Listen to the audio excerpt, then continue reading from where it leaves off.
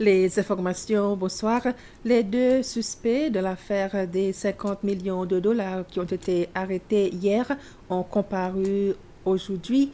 Un des deux suspects, une dame, a été libérée sous caution de 50 000 roupies, alors que le second, un homme, a été placé en détention provisoire jusqu'au 3 décembre, quand les deux repasseront en cours.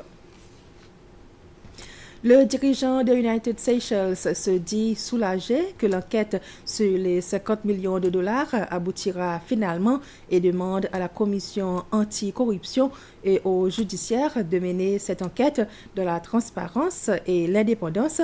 Il souhaite que cette affaire soit résolue pour qu'on puisse tourner une nouvelle page afin de continuer à adresser les autres problèmes économiques.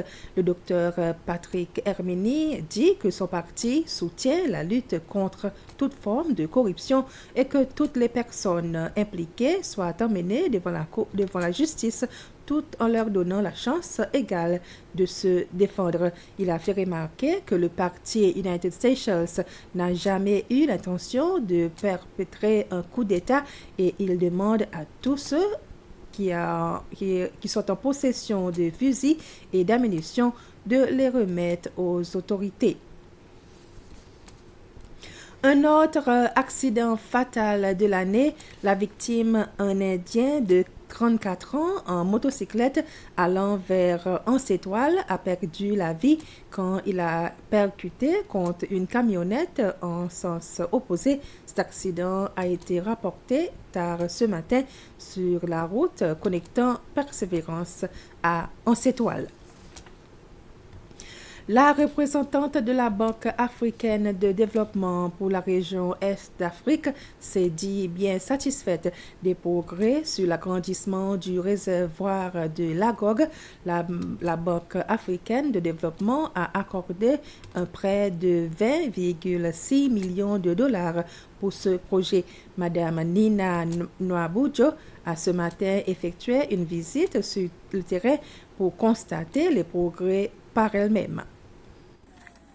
Dans le cadre de ce projet, démarré en 2018, la Banque africaine de développement a fait un prêt de 20,6 millions de dollars pour augmenter la profondeur du réservoir de 6 mètres, ce qui augmentera sa capacité de 60% et ainsi pouvant contenir un surplus de 600 000 mètres cubes d'eau.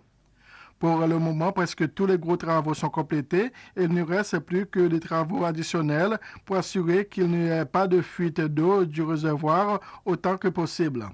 Madame Nwabufo a visité la dernière fois le réservoir en mars l'an dernier pour observer les progrès. Elle a fait remarquer que depuis lors, beaucoup de travail a été fait pour moderniser cette facilité. L'achèvement du projet est prévu pour la fin de l'an prochain.